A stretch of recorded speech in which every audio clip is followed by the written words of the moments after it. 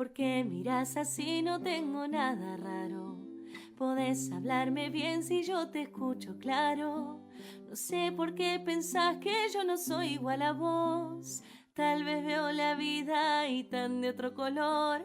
No te enojes así que no lo hago de malo. Más fácil es jugarme que darme la mano. Ven y sentate, yo te invito, que te enseño de a poquito todo lo que puedo sentir apenas en un ratito.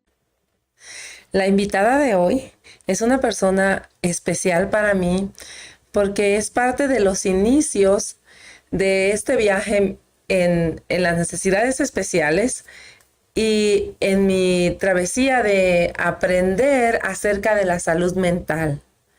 Su nombre es Griselda Santuario. Bienvenida. Gracias. Y hoy nos tiene un caso muy peculiar que le pasó a ella y vamos a hablar también un poquito de salud mental porque ella es una experta en salud mental y fue ahí donde la conocí. Pero ¿quién es Griselda Santuario en verdad? Bueno, pues antes que nada estoy agradecida de tu invitación. La verdad, para mí es un privilegio. Siempre me ha gustado aportar a la comunidad y trabajar en la comunidad. Y aunque en este momento no estoy al 100% como estuve en un tiempo, sigo aportando de alguna manera. Entonces, mi nombre es, como tú dijiste, Griselda Santuario. Y bueno, soy una madre de familia, soy esposa, soy... pues también podría decirse que me desarrollo un poco en el ámbito de los negocios, porque tengo con mi esposo nuestro negocio, gracias a Dios. Pero más que nada, hoy quiero enfocarme en que soy una madre que se preocupa por sus hijos y que trata de buscar recursos para apoyarlos, de que quiero que haya esperanza para las personas que nos escuchan. Quizá alguna mamá que dice, no puedo con mi hijo que está sumido en las drogas, no puedo con esta situación de migración que me está sobrepasando. Quiero decirles que hay oportunidad para encontrar recursos, solo que a veces no buscamos dónde está, ¿verdad? A veces. Bueno, originalmente yo vine de México, nací en Tulancingo, Hidalgo. eh, Nací en un hogar estable en alguna medida, sin embargo, pues desafortunadamente tuve un padre con un problema de alcoholismo. Ahora puedo decir tuvo una enfermedad de alcoholismo porque ahora entiendo que era una enfermedad. Y a veces eso hacía que se volviera un poco violento con mi mamá. Entonces, venía con un trasfondo un poco de violencia doméstica, que ahora encuentro el término y sé que es violencia doméstica. En ese tiempo pues decía, bueno, es mi papá, lo tengo que respetar. Mi mamá nunca me inculcó faltarle respeto, mucho menos, siempre lo respeté. Sin embargo, pues son cosas que nos marcan la existencia, ¿verdad? Que en determinado momento decimos, yo no me voy a casar con una persona que tome, y marca nuestra existencia, ¿verdad? Mi infancia fui muy querida, fui la menor de muchos hermanos y siempre me tuvieron consentida, de alguna manera me volvieron caprichosa, digo yo. Eh, pero a la vez me hicieron muy independiente. Entonces, mi mamá siempre me enseñó los valores, la buena moral, la buena conducta, el respeto a los demás. Y mi papá, pues la autoridad, ¿verdad? La autoridad y sí también respetar las leyes, no faltar a ninguna ley, ¿verdad? Puedo decir que gracias a ellos soy la persona que soy, porque me dieron libertad para tomar decisiones, pero también me dieron valores y fundamentos. Vengo de una familia muy común. Con un balance, ¿no? Sí, Con sí. amor, como debería de ser. Con amor, pero también con valores y boundaries y límites. Límites. Le mostraron, estuvieron ahí cuando usted aprendió las consecuencias de cada acto que uno hace, ¿verdad? Sí. Y hoy un tema un poquito como triste, según lo que ya me ha contado antes, pero es la razón por la que estamos aquí, porque queremos que nos cuente un poquito de qué pasó. Llega el momento de que usted creó su propia familia y uno de sus hijos se mete en un problema o lo meten, ¿no? Uh -huh. ¿Cómo empezó eso? ¿Qué pasó? cómo fue todo. Sí, desafortunadamente a veces nosotros pues tratamos, ¿verdad?, de que los hijos sigan las leyes pero circunstancias de la vida, la verdad no quisiera ahondar mucho en los detalles del asunto porque es algo privado de él y no quiero como exponerlo de alguna manera. Ujú. Pero fue una situación que lo llevó a ser detenido, ¿verdad? Y yo como una persona que siempre siguiendo la ley, siempre tratando de estar bajo la conducta, pues lo mejor posible, ¿verdad? Inculcándoles eso, para mí fue un shock. Para mí fue como, oh no, como, ahora cómo voy a lidiar con esto, ¿verdad? Una de las razones por las que él no podía llevar una vida común, digamos, era su estatus, ¿verdad? Entonces, debido a su estatus, él tuvo que pasar cierto tiempo detenido. Y ahí fue donde comenzó toda esta historia, ¿verdad? Toda esta historia de a dónde voy, a dónde recurro, quién me va a ayudar. Uno nunca espera verse en una situación de esta magnitud porque para nosotros sí fue un shock, sí fue algo que desconocíamos totalmente el sistema judicial, desconocíamos que había recursos, desconocíamos que él tenía derecho a un abogado, muchas cosas. Entonces yo estaba como desesperada diciendo, va a pasar ahí mucho tiempo, ¿cómo voy a hacer? ¿Cómo lo puedo ayudar? Con mi esposo buscando aquí, buscando allá, preguntando y desgraciadamente pues no encontrábamos los recursos. Y sobre todo para mí era mucha culpa. Lo que a mí me mató, ¿verdad? Lo que a mí me dio el bajón fue la culpa. El ¿Por qué? decir, porque yo traje a mi hijo muy pequeño. Yo vine a Estados Unidos y lo traje muy pequeño. Entonces yo decía, mi hijo no eligió venir a este país. Mi hijo vino porque yo lo traje. Entonces, si yo no lo hubiese traído, si él no estuviera viviendo bajo un estatus que no es adecuado, él no estaría pasando esta situación. Entonces, para mí era como, yo tengo la culpa de lo que le está pasando, eh, ¿cómo voy a ayudarlo en el lío que yo lo metí? Porque yo sentía que era mi culpa totalmente. Y me sumí un poco en una depresión de culpa y de muchas cosas. Entonces, mi amiga, gracias a Dios, para ese entonces, yo tenía una amiga que me recomendó unas clases y me dijo, mira, ve a unas clases, aquí están, se llaman Familia en Familia, y ahí vas a aprender algo. Y yo dije, bueno, pues voy, ¿verdad? Y así fue como comencé a conocer los recursos en la organización de Latino Behavioral Health Services, que es donde yo siento que crecí bastante como persona y con el conocimiento de la salud mental que ahora tengo, gracias a ellos, gracias a Dios que me puso en ese lugar y gracias a ellos que me enseñaron. En aquel tiempo la organización estaba liderada por Jacqueline Gómez Arias, quien desafortunadamente ya no está con nosotros, pero que dejó un legado súper especial. Yo de verdad siempre, siempre, siempre, siempre estoy agradecida con ella. Está su hija, ¿verdad? Que también ella ha sido un amor de persona con nosotros y por ella yo empecé a conocer estos recursos en la comunidad. ¿Y qué es Familia Familia? Familia en Familia es un programa, yo lo llamaría un programa de apoyo emocional, porque es una clase en sí donde te enseñan muchas cosas, pero en general tú encuentras una familia, te encuentras en un lugar donde eres entendida, donde no te juzgan, donde tu problema es el problema de todos. Y cuando yo llegué a esa clase, se compone de 12 sesiones, entonces yo empecé a ir como por curiosidad, a ver qué aprendo, y empezaron a hablar de muchos temas, y yo me quedé como, uno de los temas que fue creo que en la tercera clase, segunda clase, no recuerdo exactamente, era la culpa. O sea, tú no eres responsable de las acciones de otros, decía la clase. Entonces me cayó el 20 ahí. Y me hicieron entender, ¿verdad? Lo que enseñaron en esa ocasión en la clase me hizo entender que no era mi responsabilidad.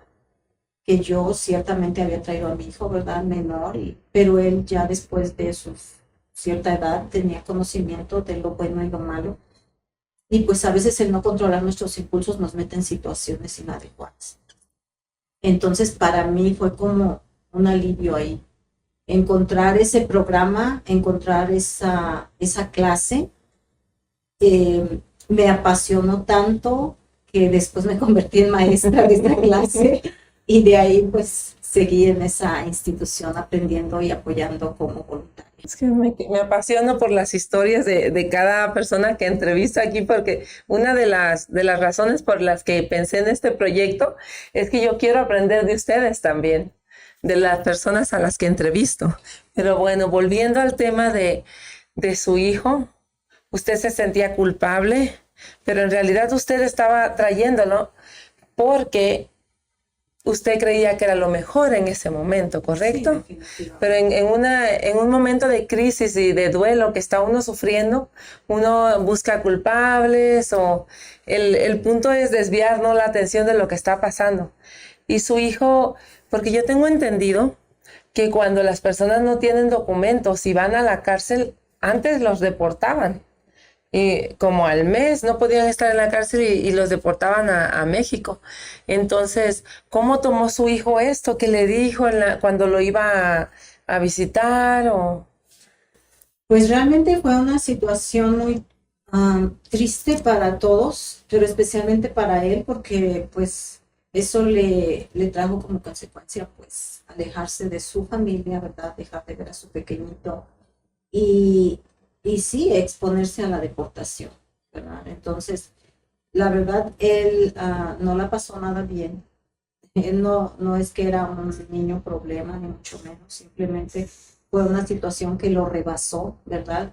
Yo digo, le faltó quizá autocontrol, dominio propio, que eso, la verdad, en una situación como la que él pasó era difícil controlarse, porque era una situación que a cualquiera sobrepasa, pero lo tomó de una manera muy madura. Hasta eso él dijo, bueno, mami, te pido perdón porque te estoy haciendo pasar esta situación, pero pues voy a sufrir mis consecuencias con la cabeza en alto, ¿verdad? No voy a decir no lo hice, voy a aceptar lo que hice y no voy a aceptar lo que no hice, porque una de las cosas que yo quisiera también llamar la atención en esta entrevista es que desafortunadamente nuestro sistema judicial a veces tiene fallas. Una de las cosas que me ha tocado ver, y no solamente en mi caso, ¿verdad? Y no solamente una vez, en mi caso han sido 2 ocasiones personalmente que yo he visto muchas injusticias y también he visto alrededor de mí muchos casos, porque el que mi hijo haya llegado a esa situación, para mí fue un aprendizaje, pero también me gusta tomar lo bueno de las malas circunstancias, y lo que aprendí yo es que hay mucha gente que necesita ayuda. Y yo he conocido muchas personas que han pasado por situaciones desafortunadamente muy tristes me ha tocado ver las fallas del sistema judicial. En estos tiempos, si tú te haces un rasguño en un brazo, si tienes un moretón porque te golpeaste con algo y tú vas con la policía y le dices, oh, mi esposo me golpeó, el policía te toma tu reporte y te dice, estás sufriendo violencia doméstica, va y detiene a tu esposo, aunque tú te hayas golpeado con otra cosa. Desgraciadamente, esto es lo que he visto muchas veces. No quiero decir que no hay personas culpables dentro de las cárceles, porque sí las hay. Sin embargo, quiero atraer la atención a que creo que el sistema debería, o mi sugerencia sería que investiguen más a fondo los casos. No que se dejen llevar por el testimonio de una sola persona que quiere quizá dañar la reputación de otro, porque lo he visto personalmente de personas directamente que me han contado sus historias y me han dicho, a mí me pasó esto, aquello, y coincide con el mismo patrón, ¿verdad? Si la mujer, especialmente, desgraciadamente, y es feo decirlo, hay mucha discriminación, especialmente si la persona agredida o la que se supone que fue la agredida o la víctima es de una nacionalidad ¿verdad? De cierta nacionalidad. Americana, ¿verdad? Americana, y la persona que agrede supuestamente es latina o de otro tipo de raza, es peor, aún Le peor. dan la prioridad, Le dan considera mucha usted. prioridad. Considero eso, sí, realmente lo considero, porque lo he visto y ha sido testimonios de persona a persona, no es que me lo contaron, no, ha sido de Lo persona. ha vivido en carne propia Exactamente. o le ha contado gente que en verdad usted conoce por largo tiempo. Yo Exacto. también he escuchado de algunos casos en donde las mujeres toman ventaja de su posición como mujeres o de su nacionalidad. Si la pareja ya no quiere estar con ellas, muchas veces hacen eso y por eso para los policías es complicado porque ellos quisieran hacer lo mejor tal vez, pero ¿a quién le creen? Tienen Sí. tienen que seguir como el patrón de comportamiento de la sociedad, que en este caso las mujeres son las que más han denunciado, porque a los hombres les da pena. ¿Cómo van a decir? Van a decir los amigos a su círculo que es un mandilón y que chillón y que es niña, todo eso del tabú, ¿no?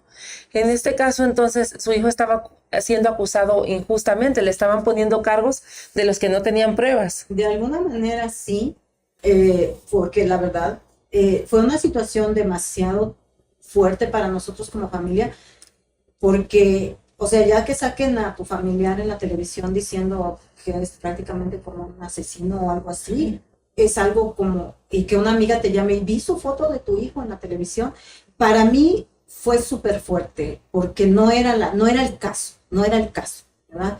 Sí había habido una situación de pelea, ¿verdad? Entre dos personas, pero no era ni con la persona que decía, ni nada que ver. O sea, era una cosa totalmente... Algo amarillista, Sí, totalmente. totalmente amarillista. Y yo si en ese momento hubiese tenido el conocimiento que ahora tengo, te aseguro que hasta hubiera demandado a la televisora que puso esa noticia. Sí, eso le iba a preguntar si los demandó. No, desgraciadamente no, porque en ese momento mi enfoque era ayudar a mi hijo, ¿verdad? Ayudarlo a que saliera de esa situación. Para mí fue bien triste que él pasara por esa situación y no poder ayudarlo lo suficiente, ¿verdad? No, entonces mi enfoque era estar ahí para él. Y no me enfoqué tanto en lo otro, pero ahora que he recorrido tanto y que he visto tantos casos, la verdad, para mí sí es muy importante llamar la atención de nuestras autoridades para que estén mejor preparados, para que ellos, yo siento que siempre hay una clase que a ellos les imparte en psicología, de detección del comportamiento, yo no sé cómo se llame la clase, pero debe de haber un entrenamiento específico para ellos, para saber, por lo menos, darse una idea de quién miente y quién no. Creo que eso sería bastante, ayudaría bastante. Me parece que eso lo hacen ya cuando están las cortes, en los trials, que les ponen el detector de mentiras y cosas así. Sí. En el proceso de la investigación se hace eso.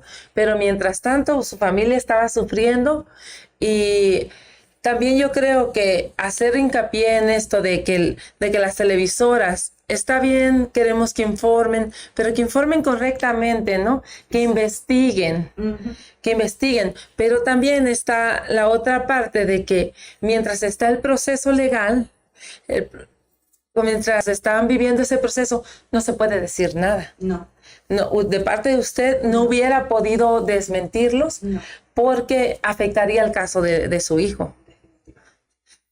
También he escuchado otros casos, por ejemplo, de violencia doméstica donde la mamá está en drogas o estaba en drogas y estaba violentando a los niños. Entonces la hija mayor le llamó a la policía y era en una ciudad aquí donde hay muchos latinos y se tiene porque han visto cómo la policía se ha comportado con ellos. Se tiene la idea de que la policía ahí es racista en esa ciudad. Entonces le llamaron y el policía no se llevó al niño, lo cual tuvo que hacer porque ese niño estaba en peligro, tuvo que llevarlo al departamento de niños y familia y no lo llevó. Y a las semanas les estaba hablando a los implicados para rogarles que no reportaran que él no se lo llevó al niño. Pero el niño fue removido por otro familiar, fue removido de la casa. pero la policía no hizo nada. Y ahí es donde está la falla del sistema, la negligencia, que puede, igual que el niño este que asesinó a su familia en California, Gabriel Fernández, que hay hasta un documental de cómo lo mataron cruelmente. Gente ignorante que se supone que debía protegerlo. Yo lloré hasta más no poder con ese caso. Y a veces hay cosas que se nos escapan de las manos, que no podemos hacer nada, que sentimos que no podemos hacer nada en ese momento porque no tenemos los recursos, el conocimiento, nos sentimos solos, no tenemos un buen grupo de apoyo. ¿Usted tuvo un grupo de apoyo en ese momento? Fíjate que yo le doy muchas gracias a Dios y quiero hablar un poquito quizá lo espiritual. No te van a vetar el programa, ¿verdad? No creo. No creo. Todavía nos faltan unos 20 añitos para que empiecen a hacer eso. No quiero asegurarme, no. La verdad, gracias a Dios, yo en ese momento yo tenía unos líderes espirituales súper capaces que hasta la fecha sirven en la congregación donde yo asisto y ellos estuvieron conmigo en todo ese proceso, apoyándome, orando por mí, dándome palabras de ánimo y fueron pieza clave también en esto porque ellos nunca me dejaron, siempre estuvieron pendientes y cuando yo sentía que ya no podía más, ellos estaban ahí para levantarme las manos. Entonces, la verdad sí quiero reconocer a mis líderes, los pastores Torres, ellos caminaron conmigo ese proceso, ellos caminaron conmigo todo ese proceso y siempre estuvieron pendientes. Y además de mi grupo de apoyo de las clases y del grupo de Latino Behavioral Health Services, que en ese momento estaba liderado por Jackie, y estaba Amanda, y estaba Tere, y estaban muchas personas ahí que estaban, la verdad, siempre pendientes también de mi situación. Amigas como Olimpia, Cristina, bueno, Mónica, muchas, ¿verdad? Tengo otras amigas también de parte fuera de la iglesia. Podría mencionar muchas, pero sí tuve una red de apoyo que yo siento que fue crucial para que yo no me dejara caer, porque realmente puedo decir, si ellos no hubieran estado ahí a mi lado, yo no sé, la verdad, mi esposo estaba ahí, pero mi esposo también, él no es mucho de involucrarse tanto, él es como, ok, yo me mantengo al margen, yo no quiero problemas, yo como que es muy... Así. Él era más proveedor. Sí, él se preocupaba por eso, más que nada, pero la que tenía que ir a las cortes, la que tenía que andar... Le quiero hacer una pregunta un poquito privada y si quiere me la contesta y si no, pues la cortamos. ¿Su esposo es papá de su hijo mayor? No. Porque eso también determina mucho la situación. Muchas veces él puede querer a su hijo, pero como no es su papá, no está dispuesto a hacer como todos los sacrificios que haría un papá que creció día a día con él. Y tal vez él lo crió desde chiquito, pero igual hay algo. Todas las personas somos diferentes y especialmente los hombres, a los hombres no les enseñan a amar, a demostrar su cariño. Es complicado para ellos también vivir eso. Pues, les duele. Realmente en mi caso creo que no fue el caso. Más que nada que él tenía que trabajar bastante para proveer y sobre todo en una situación así se requiere mucho dinero, porque yo puedo decir, ¿verdad? Que él pagó completo todo lo del abogado y fue bastante dinero y él no reparó, ¿verdad? En trabajar mucho para proveer eso.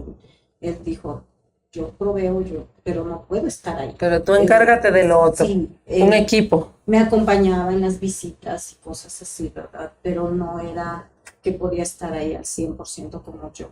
Entonces, en ese caso sí, la verdad, no puedo decir que no es mi caso, gracias a Dios, pero sí, él tuvo que trabajar mucho y mucho de su producto de su trabajo, ¿verdad? De su esfuerzo se fue a un abogado para defender el caso de mi hijo. Entonces, para mí fue... le agradezco a Dios por el esposo que me dio. ¿Hace cuánto pasó esto? Estamos hablando de más o menos el año 2010 aproximadamente, 2000, por ahí. yo tenía pocos años de haber llegado a Utah. Nosotros llegamos en el 2001 aquí. Y pues realmente mi hijo era muy joven, se casó muy joven, ¿verdad? Y pues la situación se derivó por su relación con la persona con la que tuvo su bebé, ¿verdad? Y de ahí se derivó su caso. Entonces, para mí fue duro. Sin embargo, como te vuelvo a repetir, he aprendido tanto que le doy gracias a Dios porque mi hijo me enseñó a aprender el sistema, a involucrarme en programas, a servir a la comunidad, porque si yo no hubiese pasado por esa situación, tal vez no hubiese aprendido lo que sé. ¿Sabe cuánto fue el total de los gastos de ese proceso? Pues tomando en cuenta lo del abogado y todo lo que pues yo creo que rebasaba los $10,000. Y en 2001, $10,000 era bastante dinero. Ahorita con la devaluación ya y el aumento de los precios y todo, pues ya es menos, ¿no? Pero en ese año, en 2001 era... Estamos hablando de 2010 porque en el 2010, perdón. Llegamos nosotros, pero aproximadamente eso pasó en el 2010. En 2010 y igual era bastante dinero. Fue después de la crisis del 2008. Sí. Imagínense, no sabemos si su esposo estaba pasando por menos horas de trabajo, le quitaron horas del trabajo, tuvo que ir a buscar un segundo trabajo para proveer. No, afortunadamente no fue su caso, pero sí, la verdad, él trabajó muy duro para poder cubrir todo eso.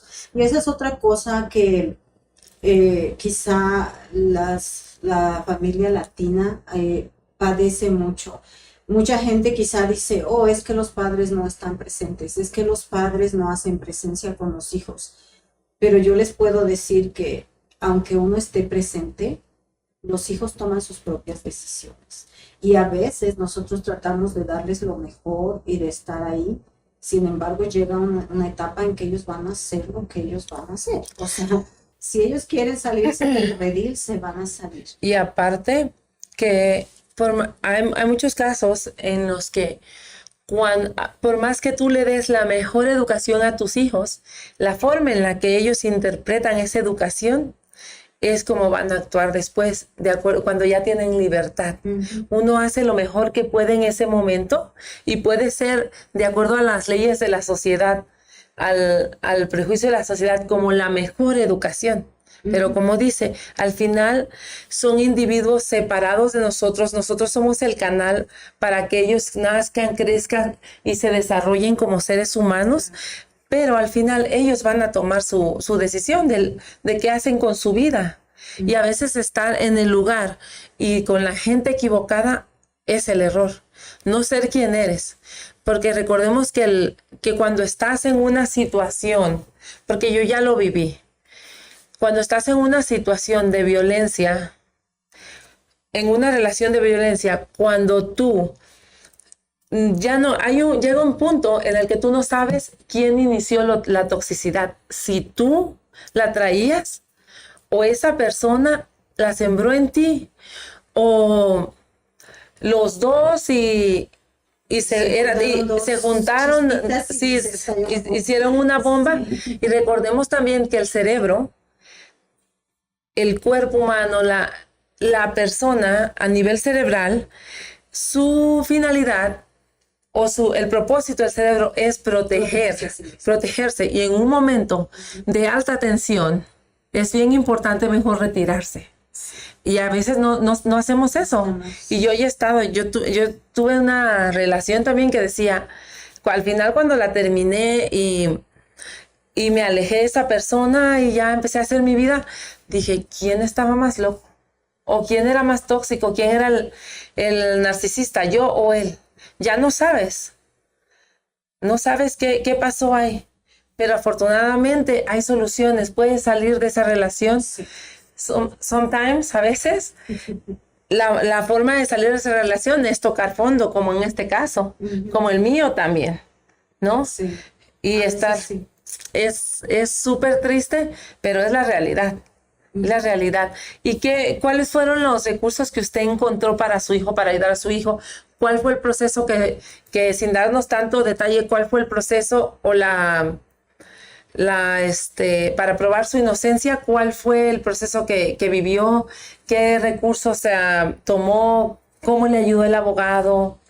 ¿En verdad ayudó? Porque a veces dicen que no ayudan. Sí, bueno, su proceso no fue tan largo, gracias a Dios. Gracias a Dios se pudo comprobar que muchas de las acusaciones eran falsas, ¿verdad? Que no era así como habían pasado las cosas. Y el abogado le desestimó bastantes cargos. Él tenía aproximadamente 6 cargos y le quedaron al final parece que 2. Él dijo, yo voy a aceptar mi parte, ¿verdad? Yo voy a aceptar mi parte, lo que yo hice, lo que yo no actué bien y estoy dispuesto a aceptarlo. Y eso para mí fue bastante bueno porque yo vi ahí la madurez que él tenía, a pesar de ser muy joven, Entonces, el proceso de él duró aproximadamente 6 meses y bueno, se terminó la pesadilla, ¿verdad? Después de muchas cosas, situaciones con gastos, idas y vueltas a la corte y buscando testigos. El problema fue que no solo él estaba involucrado, sino que involucraron a 5 más de sus amigos y fue una historia muy triste porque ellos no tenían nada que ver, pero solo por ser sus amigos, y vuelvo a lo mismo, solo porque saltaron ahí los nombres de ellos, fueron y los detuvieron. Ni siquiera estuvieron en el asunto, ni siquiera estaban ahí presentes en ese momento, pero por ser sus amigos y por haberlo acompañado ese día, antes de que pasara el incidente, estaba con ellos, entonces todos fueron involucrados. Para mí fue muy doloroso tener que ver a uno de sus mejores amigos involucrado y ver a su mamá en esa situación, porque fue demasiado triste ya para mí el que mi hijo estuviera ahí y ver a sus amigos también, en este caso involucrados. Gracias a Dios se desestimaron los cargos de la mayoría de ellos y solo uno hizo un proceso muy parecido al de mi hijo. Más ha llegado a él. Entonces, para mí fue demasiado triste y eso es algo que a mí me queda como, esto no debió haber pasado porque no tenía absolutamente nada que ver. ¿Los chicos estaban físicamente ahí? No estaban físicamente, pero llegaron al lugar de los hechos con él y lo esperaron allá fuera del lugar. Ellos debieron ser testigos en lugar de acusados. Exacto, pero cómplices. Como fueron a levantar la denuncia y dijeron sus nombres, automáticamente a todos los detuvieron, inclusive era un menor de edad también. Para mí fue demasiado, o sea, era de verdad, muchas emociones encontradas, porque yo decía, ¿por qué acusan a personas que nada tuvieron que ver? ¿Por qué tanto odio? ¿Por qué tanto contra ellos? Y la policía se los llevó. Y no les importó que las mamás fueran y lloraran y suplicaran. Ellos no les importó. Tuvieron que seguir su proceso, como te digo, gracias a Dios se aclaró, salieron. Yo no sé si les quedó en su récord hasta la fecha, no sé cómo quedó eso, pero para mí fue muy duro ver todo eso. Entonces, eso es algo que yo me quedé como, esto no puede seguir pasando. Y yo me dediqué como te digo, en la organización de Latino Behavioral, yo tomé muchas certificaciones, hice una certificación de Case Manager, una certificación de Family Resource Facilitator, como facilitadora de recursos para la familia, me hice maestra de bases y fundamentos de NAMI, me hice maestra de familia a familia, estábamos apoyando en la oficina como peer-to-peer, como consejería, pero nada más a nivel no profesional, sino como de pares. CPSS, ¿no? Es pero en el ámbito de familia, porque CPS es más CPSF. No sé si ahorita le cambiaron el nombre un poco, pero en ese momento era CPSS. Era como una persona que atraviesa problemas de salud mental y se certifica para apoyar a una persona que también está sufriendo síntomas parecidos a los de ella. Entonces, así es como se trabaja en peer-to-peer. El support, peer-to-peer support. Porque es apoyar a la persona, pero en base a tu experiencia. Si, digamos, yo estaba en la oficina, estaban muchas otras personas, si la la persona que llegaba a pedir la ayuda tenía un hijo con discapacidad, digamos que tenía autismo, por ejemplo. Había una mamá que tenía un hijo con autismo, que ya había pasado todo el proceso, que ya había lidiado con muchas cosas, y esa era la persona a la que se le refería la persona que llegaba buscando la ayuda. Y esa era la manera de trabajar de la oficina. Para mí era súper, porque tú llegas a encontrarte con una persona que te va a entender, una persona que va a saber lo que tú estás sintiendo en ese momento. Y para mí fue súper importante. Yo, como te digo, desde pequeña me dejaron tomar mis decisiones. Mi mamá me decía lo que estaba bien, lo que estaba mal, pero me dio libertad de tomar decisiones y yo crecí así. Entonces, hasta cierto punto a mí me costaba un poco someterme y ahí aprendí, ¿verdad? Con Jackie, que recuerdo una vez muy peculiar que me dijo, Griselda, tú estás acostumbrada a que en tu familia bailen al son que tú les toques, pero no es así. Entonces ella era bien linda porque cuando era de decirte las cosas que te iban a ayudar, te lo decía como era, no te apapachaba, no te decía estás bien. Pero de una cierta manera te lo decía con amor, porque Sí. no te lo estaba diciendo por querer hacerte sentir mal. Te estaba diciendo porque sabía que te iba a dar un empuje, que te iba a aportar algo positivo a tu vida, ¿no? Sí, y la verdad para mí, ella, Tere y todos los que estaban ahí en ese momento para mí fueron de gran ayuda. Sí. Mucha ayuda, la verdad, y aprendí bastante con ellos. Entonces, eso es algo que a mí me ayudó personalmente, encontrar los recursos, encontrar el grupo de apoyo, porque siempre es importante tener tu grupo de apoyo, ¿verdad? ¿Quién te va a ayudar con esto? ¿Quién te va a ayudar con aquello? De hecho, en alguna de las clases se explica eso. Se explica de que tenemos que tener nuestra red de apoyo, ¿verdad? Red de apoyo espiritual, red de apoyo emocional, una red de apoyo que te va a ayudar, a lo mejor hasta te va a acompañar a una corte, qué sé yo. Entonces, esa red de apoyo es crucial en la vida de nosotros cuando atravesamos situaciones de crisis como la que yo pasé. Entonces, para mí fue esa red de apoyo que encontré en el momento más adecuado que Dios puso ahí para mí, la que me ayudó a llevar este camino de una manera más efectiva. Y en ese año 2010, ¿cómo era el proceso de la corte? Ellos tenían 72 horas para introducir los cargos y todo eso, y después la persona tenía que tener una corte preliminar. En esa corte, fíjate que ahí yo vi un fallo en el sistema. En esa corte preliminar se supone que te leen tus cargos y te encaran con la persona que te está acusando. En este caso el policía que hace el reporte y así.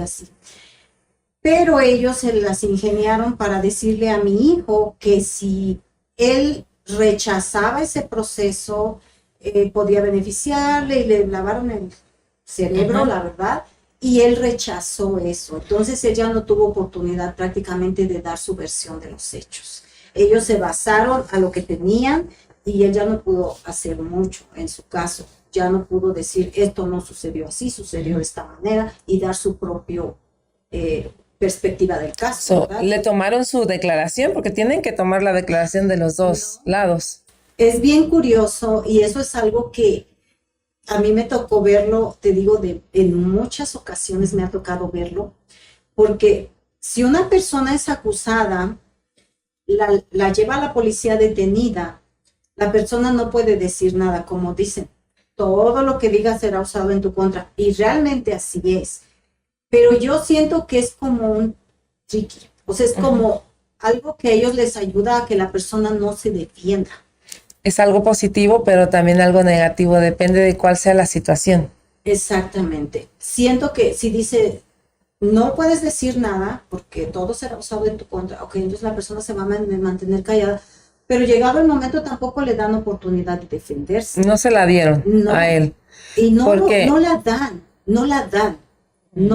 a menos que se vaya a juicio la persona y que presente sus testigos y que hagan todo el proceso de juicio. Ahí sí. Como debe de ser legalmente. Ahí sí. Pero si es un proceso nada más de que van a hacer un acuerdo de sentencia, nunca le van a dar la oportunidad a la persona de que él dé su punto ¿Cuántos de la años le querían situación. dar? Uy, cuando yo fui a visitar al primer abogado me dijo que estaba enfrentando hasta 15 a 25 años de prisión, ni siquiera cárcel, de prisión. ¿Y cuántos años tenía su hijo en ese Entonces, entonces? en ese tiempo él tenía 19, me parece. 19. Imagínese. Para mí era como, o sea, no, esto no me puede estar pasando a mí, porque decían, la vida de mi hijo no se puede echar a perder ahí, no se puede, no, porque era súper triste, súper increíble para mí. Era, no, esto no está pasando. Eh, pero a la vez me puse a ver que Dios me permitió ver la magnitud del problema para también darme cuenta todo lo que logró. Porque muchas cosas puedo decir que fueron un milagro de Dios. Él usó al abogado o lo que sea, pero fue un milagro de Dios, puedo decirlo. Porque de verdad la situación se veía muy complicada. Sin embargo, se fueron desestimando cargos, se fue haciendo el proceso y pues encontramos un buen abogado. Sí le ofrecieron un abogado de oficio, pero otra de las cosas que uno a veces dice, no, es que el abogado de oficio no va a hacer su trabajo, es que tienen que hacer su trabajo. Pero eso no quita que ellos van a pelear más por la parte del Estado. Sí te van a ayudar, porque lo hacen su trabajo, pero a veces cuenta como, ok, ellos, si pierden un caso, ¿quién gana? Y ellos, como que yo siento que eso es un tabú para ellos, para decir, voy a pelear con todo, con mi cliente. Pero hay otra parte que dicen muchas personas, él tiene que hacer bien su trabajo porque él quiere ser abogado, quiere ser magistrado, quiere ser juez, quiere ser magistrado, quiere ser lo que sea. Y eso le va a permitir, si él hace un buen caso y lo saca adelante, eso le va a ayudar a que se dé a conocer como un buen abogado y le da puntos para ganar ese puesto. Si pensamos a largo plazo. Y ellos persiguen ese puesto. Entonces, a veces hay muy buenos abogados de la corte, ¿verdad? Abogados que uno no tiene que desembolsar dinero. Pero cuando uno es nuevo en el asunto, pues uno piensa que un abogado privado va a ser lo mejor. Y no lo es muchas veces, porque a mí me tocó que cuando yo contraté a un abogado, él no hizo nada y me cobró muy barato y supuestamente era muy bueno, pero él solamente tenía como cierta influencia en unas cortes, pero no en esa corte donde se iba a llevar ese caso. Entonces, no es que fuera tan bueno, sino que tenía influencias en la corte y podía de alguna manera persuadir a personas. Entonces, en ese caso, él no hizo nada, él hizo malas cosas. Entonces, cuando yo encontré este abogado sí peleó porque era privado, ¿verdad? Y ya buscamos el abogado, otro abogado privado y lo ayudó bastante, le ayudó a que su caso se resolviera rápido, a que se desestimaran muchos cargos y quizá hubiera podido ser más, pero la verdad nosotros lo que queríamos era que mi hijo saliera de ahí, o sea, ya estábamos como, ¿cuándo se va a acabar esto? ¿Cuándo va a finalizar esto? Entonces, 6 meses fueron una eternidad para nosotros, pero fue un proceso de mucho aprendizaje. Ahí fue donde yo empecé a conocer el sistema judicial, fue como yo aprendí que muchas veces te van a acusar de algo que no hiciste y a veces vas a terminar pagando por algo que no hiciste. Y es lo que es, y desgraciadamente así funciona a veces. Y uno a veces quisiera decirle a las personas, no va a pasar, pero conociendo el sistema es algo que se tiene que considerar. Cuando una persona es acusada injustamente, uno no puede tener la plena seguridad de que realmente se va a hacer justicia. Se va a hacer justicia. Yo realmente digo, es un poco, hablamos del sistema de justicia, donde se supone que el sistema de justicia va a ser justo, valga la redundancia. Y muchas veces no vemos esa justicia. Y muchas veces destruyen la reputación de una persona y le echan a perder su vida. Gracias a Dios no es el caso, ¿verdad? Yo siempre he tenido a mis hijos en mis oraciones y gracias a Dios ellos se han logrado levantar. Pero hay personas que no son tan fuertes y que no se levantan, que se hunden y voy a decir algo que quizá es demasiado triste, porque de primera mano sé que últimamente en la cárcel del condado de Soleil ha habido en el último mes o mes y medio 3 suicidios dentro de la cárcel. Y yo me pongo a pensar, ¿por qué la gente se suicida? Si está viviendo una acusación falsa, si está desesperado por pensar, me van a dar hasta 15 años, como fue el caso que a nosotros nos dijeron, me van a dar 15 años en la prisión, ¿yo qué voy a hacer si yo nunca he estado en una situación así? ¿Cómo voy a ir a una prisión 15 años? No. Entonces, no pueden con eso. Mucha gente no es tan fuerte. Conozco otra persona que 4 años y medio estuvo lidiando con su caso y fue casualidad que yo me enterara de su caso y yo empecé a mover un poco buscando a su abogado, haciendo aquí, haciendo allá, porque le cambiaban el juez, le cambiaban el fiscal, su familia no es de aquí, estaba solo completamente aquí en el estado, y 4 años y medio lidiando con su caso y no le daban resultado. Cuando yo empecé a buscar a su abogado, porque el abogado no le contestaba a la familia y muchas cosas, empezaron a mover otra vez el caso. En total, la persona ha hecho 6 años de cárcel y su caso se fue alargando. Y al final de cuentas, cuando iba a hacer su juicio, no le hicieron juicio al abogado. La fiscal convenció al abogado de que hicieran un trato. Y la persona, como ya lleva tantos años ahí, prefirió aceptar el trato a irse a juicio, donde estábamos seguros que lo iban a declarar inocente, porque sabíamos las cosas que tenían, porque yo hablé con su abogado, porque yo hablé con, yo veía en la cara de la juez cuando él se iba a declarar culpable, como que No la lo juez hagas. quería decirle no lo hagas, porque me tocó estar en su corte. Entonces, he visto casos de verdad extremadamente llenos de negligencia por parte del sistema judicial. Y eso es bien triste, porque son años y años y años de vida de las personas que se pierden ahí. Otra de las cosas que pasa es que no hay un programa, no hay un programa de rehabilitación dentro de las cárceles. Quizá en la prisión está un poco más adelantado en ese aspecto, pero lo que es la cárcel del condado, no hay un programa de rehabilitación, no hay clases para ellos, no hay oportunidades de que trabajen, de que hagan algo. Yo digo, en las cárceles de México, las mujeres tejen, hacen bolsas, hacen manualidades y las venden y tienen oportunidad de hacer esas cosas. Digo, qué bueno sería que aquí les permitieran hacer algo. ¿No se los permiten? No lo hacen. Ya, ¿ha visto usted casos en estos tiempos? No hay. Después del COVID. No hay. Porque escuché de una persona que iba a terminar el high school, que nunca se graduó del high school y que iba a terminar el high school. No lo hay.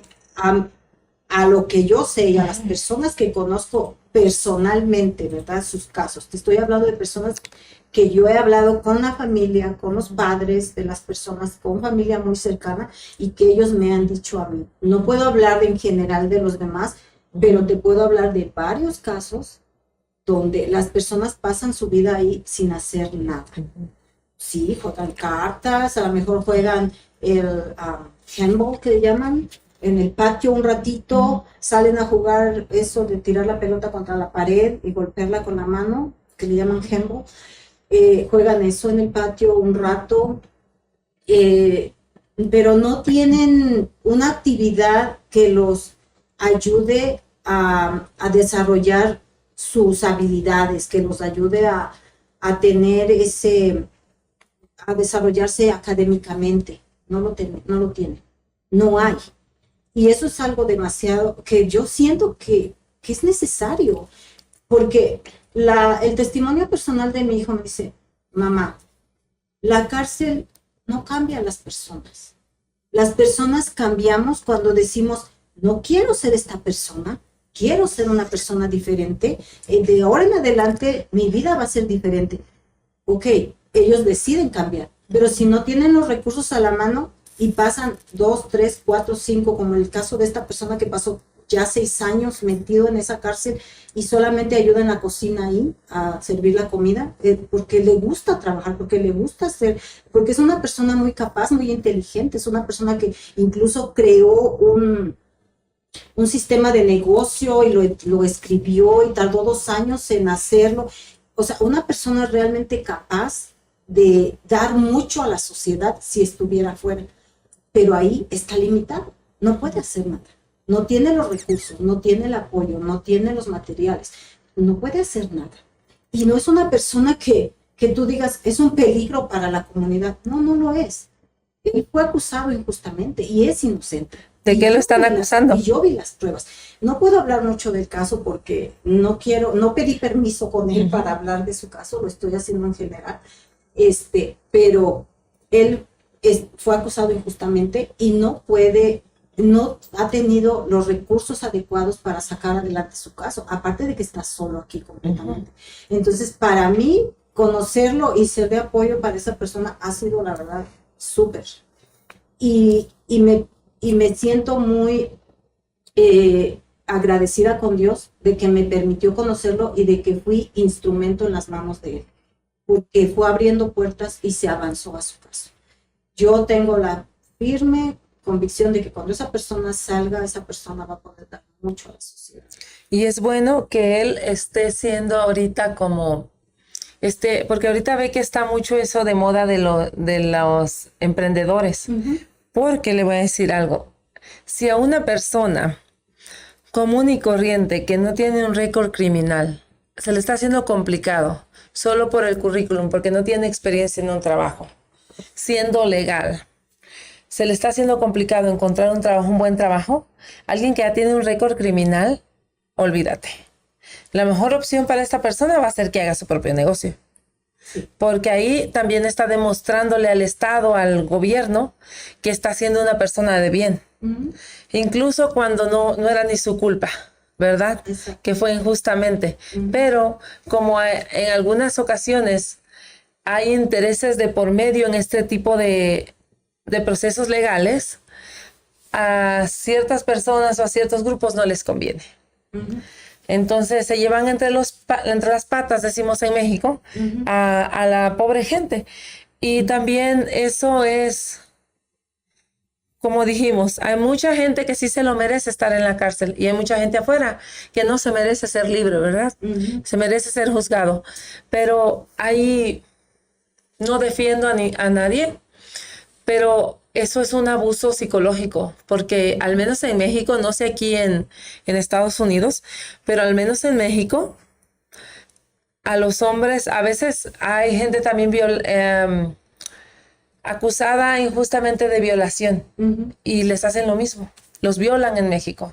Todo lo que es como el infierno, la cárcel allá. Sí, Aparte de lo positivo, de que sí les dan, sí tienen recursos para reformarse, pero también está esa otra parte, de que si hiciste algo bien feo, o si te están acusando más bien. Tu integridad física. Sí, y psicológica.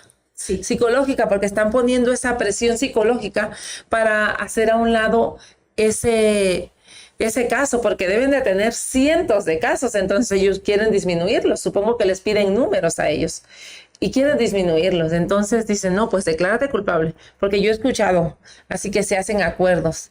En el caso del DUI, se me hace como un poquito fuerte, pero sí, en verdad es como si fuera, creo que lo toman como si fuera intento de asesinato, porque el auto es como si fuera un arma de fuego.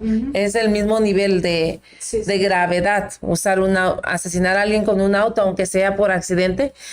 Y a estas personas que tienen DUI, que conscientemente manejaron tomados, aquí en Estados Unidos los juzgan súper duro. Puedes estar en la cárcel por 10 años, me parece, no sé cuánto dinero gastas también. Y todo eso está de por medio. La salud física, la salud mental. Entonces, esa presión que se pone sobre esa persona, creo que yo también me declararía culpable, al igual que este amigo de usted o esa persona que conoció. Sí, es que el sistema trabaja de esa manera. El sistema tiene muchísimos casos, tiene muy pocos defensores públicos y muchas veces el defensor público le dan muchísimos casos que no puede llevarlos a cabo todos como debería de Aparte, ser. ¿cuánto paga ese defensor público por ir a la escuela? Él lo que necesita es terminar su interinato, hacer la mayor parte de buenos casos o casos en sí, números, para irse a trabajar por su cuenta o ir a trabajar para una firma importante. Esa es su finalidad, y pagar ese préstamo que pidió para ir a la escuela, ¿no? Sí, me imagino que son muchos factores que están implicados ahí. Y más que nada es la salida fácil, porque lo que ellos quieren es cerrar casos, ¿verdad? Lo que ellos quieren es cerrar casos. No pueden estar trabajando tanto tiempo en un solo caso sin darle carpetazo, ¿verdad? Como decimos en México. Entonces, Sí, sí. entonces, esto es lo que muchas veces trae como consecuencia que los casos no se juzguen con el procedimiento correcto. Como en el caso de este chico, Muchacho, ¿no? Que yo te decía, después de tantos años, finalmente se lleva a cabo el juicio, supuestamente, y digamos si no hubo juicio. No hubo juicio, lo convencieron de que aceptara un trato. ¿Por qué? Porque te dicen, oh, si te vas a juicio, porque lo vi con mi familia, lo he visto con personas muy cercanas, si te vas a juicio y lo pierdes, te van a dar esta sentencia. 15 años, 12 años, 13 años, nunca te hablan de menos de 10 años, ¿verdad? para meterte miedo. Exacto, entonces dicen, te van a dar una sentencia de esto a esto. Y si aceptas el trato, pues te van a dar esto y vas a salir pronto y ya. Y te vamos a sacar aquí si la persona Pero- no tiene documentos. Pero tienes que declararte culpable. ¿Y qué hace la persona? No, pues lo que yo quiero es salir. Lo que yo quiero es irme a mi casa. Lo que yo quiero es seguir viendo a mi familia. Lo que yo quiero es hacer lo que tengo que hacer, no seguir perdiendo mi tiempo en esta situación. Entonces, las personas que hacen, aceptan el trato. ¿Y yo cuál es? realmente Perdón. hoy sí quiero remarcar algo. Que si hay familias escuchando, ¿verdad? Que si hay familias escuchando que diga que estén en situaciones parecidas, no cedan. Si realmente están 100% seguras que el familiar o la persona es inocente, no cedan a un trato. Es el error más grande que muchos cometemos. De que, ok, mi familiar está desesperado o desesperado, quiere salir, ya está cansado de estar detenido, quiere salir. No importa el trato, voy a aceptarlo. No, porque entonces les estamos volviéndonos parte de esa bola de nieve que se hace, donde no hay justicia, donde no hay el proceso adecuado en los casos, donde simplemente buscan, como tú dices, un número más que se borre de la corte o qué sé yo. Entonces, no, para mí mi consejo es no cedas a un trato si tú estás 100% seguro que tu familiar o tú eres inocente. Porque hay personas que pelean sus casos desde afuera también, que van y piden su abogado, ¿verdad? Pide que se pelee su caso desde afuera. Libertad condicional. No necesariamente dentro de la cárcel o la prisión. Y mucha gente está viviendo afuera y peleando su caso desde afuera. Entonces yo les digo, si están 100% seguros que no son culpables, no acepten ser, porque eso es algo que les mancha el récord para toda la vida.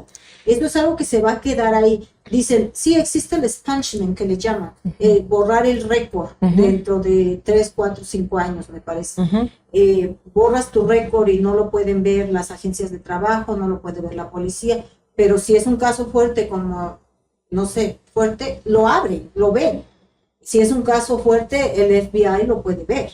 Entonces, sí es cierto que se borra el récord, ¿verdad? En algunos casos se puede pagar, pero implica un gasto, implica que tienes que contratar un abogado para hacer tu expungement, que le llaman, borrar tu récord. Pero, y no es que se borre completamente de la faz del sistema, no. Y eso también es positivo para los que no son inocentes, ¿verdad? Exactamente. ¿A su hijo le dieron esa opción de estar en libertad condicional como pagar una fianza? Sí le dieron, pero después, o sea, no, él no pudo salir de confianza. Okay. Al principio, tuvo que hacer su tiempo. Te digo, fueron 6 meses. Pero, no tuvo esa oportunidad de pagar fianza. Pero hay personas que sí pueden hacerlo si tienen si les aceptan, ¿verdad? Esa opción. Y pues salen bajo fianza, bajo palabra y tienen que presentarse a la corte. Ahora, otra de las cosas es que si la persona, en estos tiempos, si la persona es indocumentada, las oficinas de los fianceros que le llaman, que son los bail bond, ellos no están ayudando a personas sin documentos ya. Ellos ya no están ayudando. Desgraciadamente, nosotros como comunidad a veces cerramos puertas que a otros les pueden servir, ser de utilidad. Quizá para ellos muchas personas no se presentaron a la corte, pagaron su fianza, ellos los apoyaron y se fueron del país o del estado. No se presentaron a la corte. Entonces, eso hace que ahorita las oficinas de fianzas no ayuden a personas indocumentadas. Anteriormente sí lo estaban haciendo. Porque querramos o no, ese es un negocio y les está afectando. Si dejan de tener ese ingreso, si los que lo necesitan no lo están pagando, va a ir a quiebra e igual no van a poder ayudar a más personas. ¿Y cuáles fueron las implicaciones a nivel emocional y de salud mental para su hijo con todo este proceso?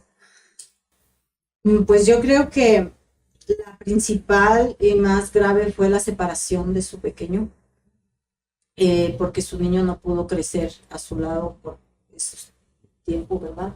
Entonces para él fue difícil esa separación porque ellos eran muy unidos. La marca, digamos, que queda la ruptura en esa separación de la relación. Eso fue, yo siento que lo que más le afectó, porque el separarse de nosotros estando en ese lugar es triste, pero pues uno como adulto trata de manejar la situación, ¿no? Tiene uno esa capacidad de sopesar un poco el dolor y todo eso, pero en cuanto a su pequeño, pues es decir, hoy estaba mi papá aquí, mañana ya no está. ¿Qué pasó? Me abandonó. Para él me dejó. Él no entiende que él pasó por una situación fuera de su control. En ese momento él dijo, me dejó. Y si hay personas que querían perjudicarlo a él, diciéndole, no te quiere, no va a volver, es una mala persona. Maltrato infantil, maltrato psicológico. Peor todavía. Sí. Entonces, esto yo siento que a nivel psicológico es algo bien fuerte para las familias. Se deprimió su hijo, sobre todo porque él venía de una situación casi igual, ¿no? Sí, de abandono. Sí, pues él, digamos que no creció con su papá biológico, ¿verdad? Pero mi esposo, gracias a Dios, suplió esa parte, pero a la vez él sabía mi trasfondo, ¿verdad? Familiar, y él como que para él no era una opción dejar a su hijo, ¿verdad? Porque no cabía en su mente, no cabía en su mente, porque quería romper esos patrones, ¿verdad? Que a veces uno viene acarreando.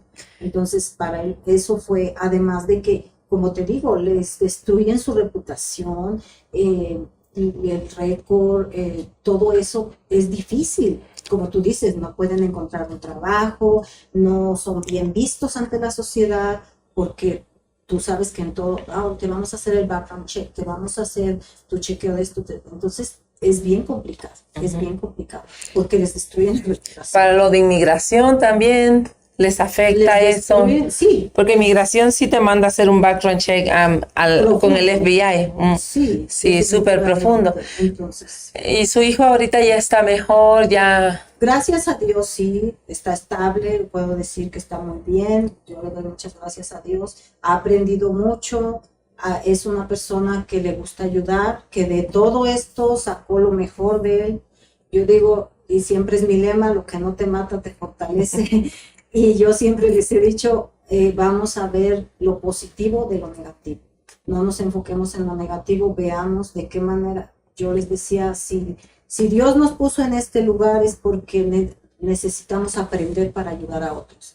Y ese siempre ha sido como mi lema. Si yo él lo ha aprendido. En una situación mala, no me voy a fijar tanto en lo malo, sino en qué voy a aprender para ayudar a otros. Y la verdad que Dios me ha dado muchas oportunidades de ayudar.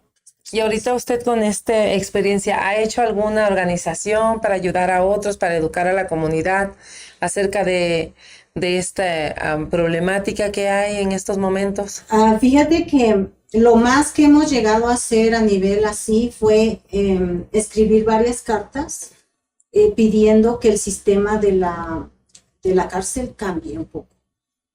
Porque me tocó que les daban la comida con gusanos, me tocó que si les iban a hacer un examen de la vista tenían que depositar $500, si no, no se los hacían.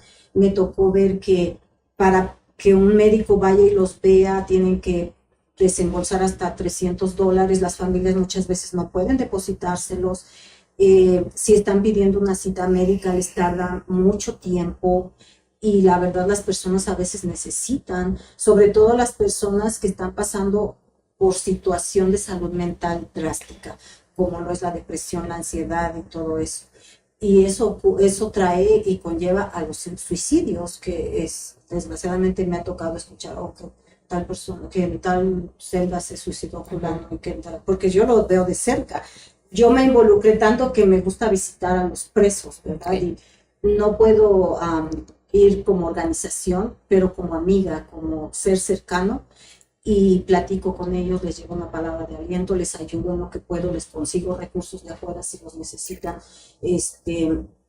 procuro que sus casos avancen si están estancados, si puedo hacerlo, ¿verdad? Entonces, eso es lo que estoy haciendo ahorita, no es como una organización como tal, sin embargo, he podido ser como guía para otras personas, familiares de afuera también, familiares que han pasado por la misma situación y que han sido casos demasiado fuertes y me ha tocado acompañar a las cortes, a las personas como amiga y he estado ahí con ellos. Entonces, para mí eso es la verdad. No sé Usted le dio un propósito a su dolor. Sí. Y gracias a eso hoy la tenemos aquí. Y gracias a eso personas como yo pudimos avanzar y mejorar su vida también, porque usted es parte fundamental. Esa clase de bases sin fundamentos que a la par le daban inteligencia emocional a los niños, nos ayudó mucho como familia a prepararnos para un golpe fuerte que íbamos a tener.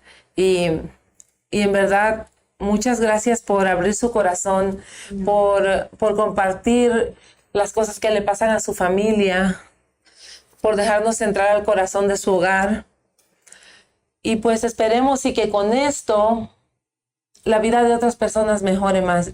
Llevemos a los hogares allá con el público, al menos que sembremos esa semillita de conciencia.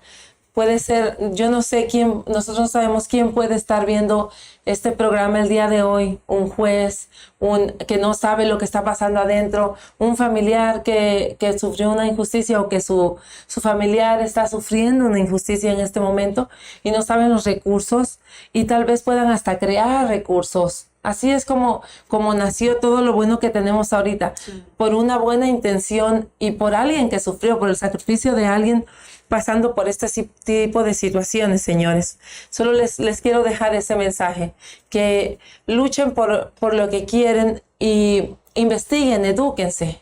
Y muchas gracias.